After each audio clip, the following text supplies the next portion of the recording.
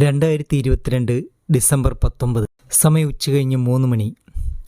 കാലിഫോർണിയയിലെ റീഡ്ലി നഗരത്തിലെ ആളൊഴിഞ്ഞ ഒരു ഗോഡൗൺ പരിസരത്തേക്ക് കോഡ് എൻഫോഴ്സ്മെൻറ്റ് ഉദ്യോഗസ്ഥയായ ജസ്നിൻ ഹാർപ്പർ പ്രവേശിക്കുന്നു. വർഷങ്ങളായി അടഞ്ഞുകിടന്ന ആ ഗോഡൗണിനെ ചുറ്റി എന്തോ ഒരു ദുരൂഹത അവൾക്ക് ഫീൽ ചെയ്തു.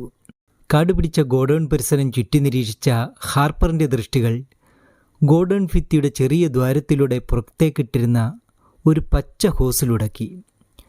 തോട്ടം നനയ്ക്കാൻ ഉപയോഗിക്കുന്ന തരം ചെറിയ പച്ച ഹോസായിരുന്നു അത്. തിരികെ നടക്കാൻ തുടങ്ങിയ ഹാർപ്പറിൻ്റെ പുരുകങ്ങൾ പെട്ടെന്ന് ചുളിഞ്ഞു. 10 വർഷത്തിലേറെയായി പൂട്ടിക്കിടന്ന ആ ഗോഡൗണിൽ അധികം പഴക്കമില്ലാത്ത ഈ പൈപ്പ് ആര് സ്ഥാപിച്ചു? കൂർമ്മ ബുദ്ധിമതിയായ ആ ഉദ്യോഗസ്ഥ ആ ഹോസിൻ്റെ തുമ്പ് തേടി ഗോഡൗണിൻ്റെ ഉള്ളിലേക്ക് പ്രവേശിക്കുന്നു. പിന്നീടുണ്ടായത് ലോകത്തെ മുൾമുനയിൽ നിർത്തിയ ചൈനയുടെ രഹസ്യ ജൈവ പരീക്ഷണത്തിൻ്റെ ഞെട്ടിക്കുന്ന വെളിപ്പെടുത്തലുകൾ. വീഡിയോയിലേക്ക് കടക്കും മുൻപ് ആദ്യം ചാനൽ സബ്സ്ക്രൈബ് ചെയ്തു എന്ന് ഉറപ്പുവരുത്തുക. ബെൽബട്ടൺ കൂടി ഒന്ന് എനേബിൾ ചെയ്യുന്നത് പുതിയ വീഡിയോകളുടെ ലഭ്യതയ്ക്ക് സഹായിക്കുന്നതാണ്.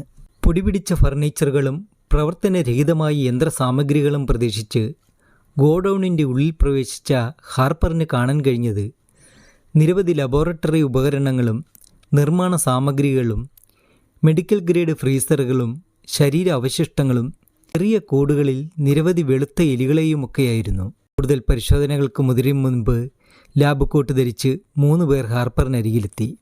തങ്ങൾ ചൈനീസ് പൗരന്മാരാണെന്നും നോയിഡയിൽ രജിസ്റ്റർ ചെയ്ത ചൈനീസ് മെഡിക്കൽ കമ്പനിയായ പ്രസ്റ്റീജ് ബയോടെക്കിൻ്റെ ഡയഗ്നോസ്റ്റിക് ലാബാണ് ഇതെന്നും അവർ ഹാർപ്പറിനെ ധരിപ്പിച്ചു. അവരുടെ വാക്കുകൾ അപ്പാടെ വിഴുങ്ങാൻ ഹാർപ്പർ തയ്യാറായില്ല. എങ്കിലും നിരവധി സംശയങ്ങളുമായി ഹാർപ്പർ പുറത്തു കടന്നു. പുറത്തെത്തിയ ഹാർപ്പർ നഗരസഭാ ഉദ്യോഗസ്ഥരുമായി ബന്ധപ്പെട്ടു. അവരുടെ പരിശോധനയിൽ ഇങ്ങനെയൊരു സ്ഥാപനത്തിന് നഗരസഭയുടെ ലൈസൻസ് ഇല്ല എന്ന് തെളിയുന്നു.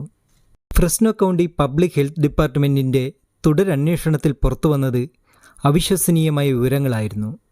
സ്ഥാപനം പബ്ലിക് പ്രോപ്പർട്ടി ആയതിനാൽ ആഴ്ചകളോളം ഉദ്യോഗസ്ഥർ രഹസ്യമായി അന്വേഷണം നടത്തി. കെട്ടിടത്തിലെ ആളുകൾ രാത്രിയുടെ മറവിൽ രഹസ്യമായി ജോലി ചെയ്യുന്നു എന്ന് ബോധ്യപ്പെട്ടതോടുകൂടി കൗണ്ടി ഹെൽത്ത് ഡിപ്പാർട്ട്മെൻറ്റിനോടൊപ്പം FBI, സ്റ്റേറ്റ്, ഫെഡറൽ, ലോക്കൽ ഏജൻസികളും പരിശോധന ആരംഭിച്ചു. അതോടെ മാർച്ച് മാസത്തോടെ കമ്പനിക്ക് പരിശോധനാ വാറന്റ് നൽകാൻ ഏജൻസികൾക്കായി. ഏജൻസികൾ ആ ഗോഡൗണിൽ നടത്തിയ പരിശോധനയിൽ HIV എന്ന് ലേബൽ ചെയ്ത നിരവധി പദാർത്ഥങ്ങളും എബോള എന്ന് രേഖപ്പെടുത്തിയ ഫ്രീസറും കണ്ടെത്തുന്നു. ഇവ കൂടാതെ നിരവധി രക്തസാമ്പിളുകൾ, ടിഷ്യൂ, സെറം, മറ്റ് ശരീരദ്രവങ്ങൾ എന്നിവ സംഭരിച്ചിരിക്കുന്നത് ഏജൻസികളുടെ ശ്രദ്ധയിൽപ്പെടുന്നു. ഭക്ഷണമോ വെള്ളമോ കൊടുക്കാതെ ചെറിയ കൂടുകളിൽ തിരുകി നിറച്ചിരുന്ന നിരവധിയായ വെള്ള പരീക്ഷണ എലികളെ അവർ അവിടെ കണ്ടുമുട്ടുന്നു. ഇത് അന്വേഷണ ഏജൻസികളെ പരിഭ്രാന്തരാക്കുന്നു. കോവിഡ് വൈറസിനെ പിടിക്കാനും വഹിക്കാനും ശേഷിയുള്ള ജനിതക മാറ്റം വരുത്തിയ എലികളാണിവയെന്ന് പിന്നീട് പ്രസ്റ്റീജ് ബയോടെക്കിൻ്റെ അസോസിയേറ്റ് അന്വേഷണ ഉദ്യോഗസ്ഥരോട് വെളിപ്പെടുത്തിയിരുന്നു. ലാബിൽ കണ്ടെത്തിയ ആയിരക്കണക്കിന് കുപ്പികളിൽ ചിലതിൽ HIV, മലേറിയ എന്നിവ ലേബൽ ചെയ്തിരുന്നു. ലേബൽ ചെയ്യാത്ത കുപ്പികളിൽ നിന്നും അജ്ഞാതമായ പല സാമ്പിളുകളും അന്വേഷണ ഉദ്യോഗസ്ഥർക്ക് ലഭിക്കുന്നു. ഇവ കൂടാതെ ഇംഗ്ലീഷിലും മെൻഡറിലും മറ്റ് അജ്ഞാത കോഡുകളിലും രേഖപ്പെടുത്തിയിരുന്ന നിരവധി രക്തസാമ്പിളുകളും രേഖപ്പെടുത്തലുകളില്ലാത്ത സാമ്പിളുകളും അവിടെ കണ്ടെത്താനായി. കമ്പനിയുമായി ബന്ധപ്പെട്ട വിവരങ്ങൾക്കായി പ്രസ്റ്റീജ് ബയോടെക്കുമായി കൗണ്ടി ഉദ്യോഗസ്ഥർ ബന്ധപ്പെട്ടുവെങ്കിലും ശരിയായ വിവരങ്ങൾ നൽകുന്നതിനോ അപകടകരമായ മെഡിക്കൽ മാലിന്യങ്ങൾ നിർമ്മാർജ്ജനം ചെയ്യുന്നതിനോ കമ്പനി തയ്യാറല്ലായിരുന്നു. തുടർ പരിശോധനകളിൽ പ്രവർത്തനം നിർത്തിയ യൂണിവേഴ്സൽ മെഡിക്കൽ ഇൻക് അഥവാ UMAയിൽ നിന്നും ആസ്തികൾ ഏറ്റെടുത്ത പ്രസ്റ്റീജ് ബയോടെക്കാണ് റീഡ്ലിയിലെ ലാബ് നടത്തിയിരുന്നതെന്നും റീഡ്ലിയിൽ കണ്ടെത്തിയ നിഗൂഢ സാമ്പിളുകൾ UMAയിലെ സൈറ്റിൽ നിന്നും ഇവിടേക്ക് എത്തിച്ചതാണെന്നും തെളിയുന്നു. UMAയിലെ ഫ്രെസ്നോ ലൊക്കേഷൻ ഒഴികെ കമ്പനിയുമായി ബന്ധപ്പെട്ട് കാലിഫോർണിയയിൽ നിന്ന് മറ്റു വിലാസങ്ങളൊന്നും അധികാരികൾക്ക് ലഭിച്ചിരുന്നില്ല. കമ്പനി നൽകിയ മറ്റു വിലാസങ്ങൾ ചൈനയിലെ ആളില്ലാത്ത കമ്പനികളുടെയോ സ്ഥിരീകരിക്കാൻ കഴിയാത്ത വിലാസങ്ങളിലോ ഉള്ളവയായിരുന്നു. ഇതോടെ ജൂലൈ 7 തന്നെ കൗണ്ടി പബ്ലിക് ഹെൽത്ത് ജീവനക്കാർ കണ്ടെത്തിയ എല്ലാ വസ്തുക്കളുടെയും ബയോളജിക്കൽ അബോർട്ടേഷൻ വർക്കുകൾ പൂർത്തിയാക്കുന്നു.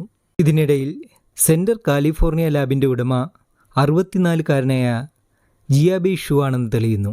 ഇയാൾ ഒരു ചൈനീസ് പൗരനാണെന്നും മുൻപ് കാലിഫോർണിയയിലെ ക്ലോവിസിൽ താമസിച്ചിരുന്നു എന്നുള്ള വിവരങ്ങൾ പുറത്തുവരുന്നു.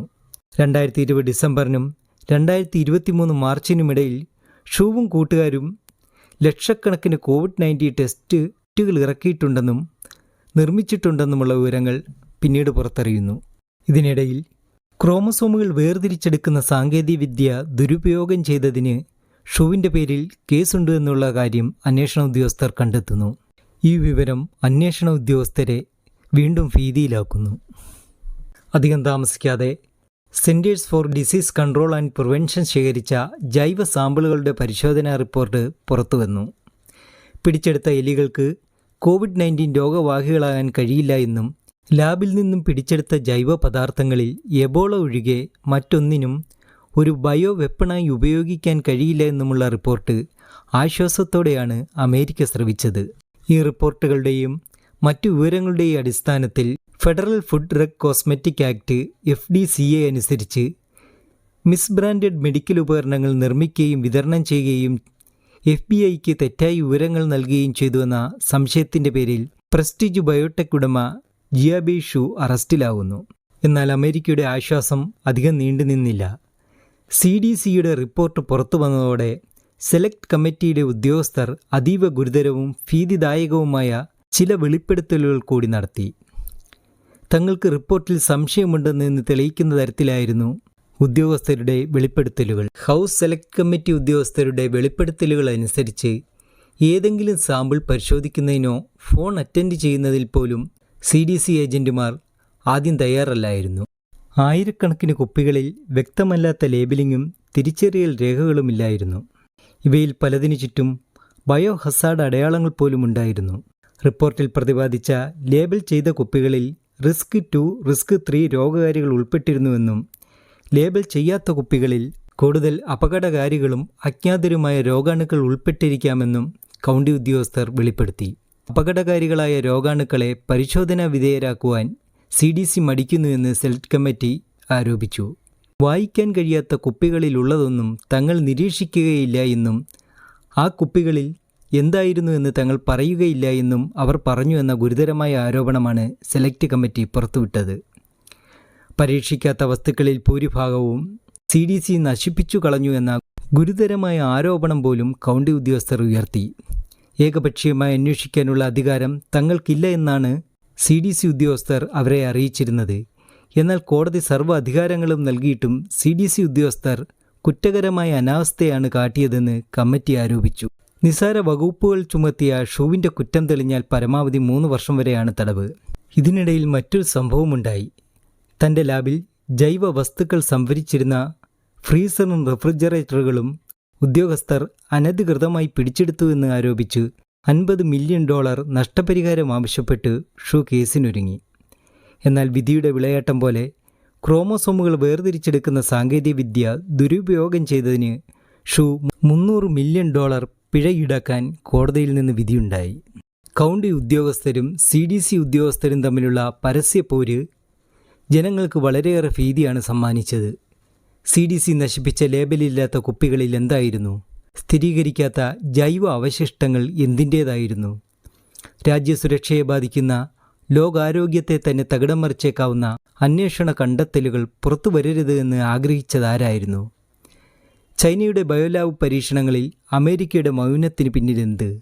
ആളൊഴിഞ്ഞ കെട്ടിടത്തിൽ രാത്രിയുടെ മറവിൽ അനേകം രോഗാണുക്കളുമായി നടത്തിയ രഹസ്യ പരീക്ഷണങ്ങൾ വെറും നികുതി വെട്ടിപ്പിന് മാത്രമാണ് എന്ന് നിങ്ങൾ കരുതുന്നുണ്ടോ?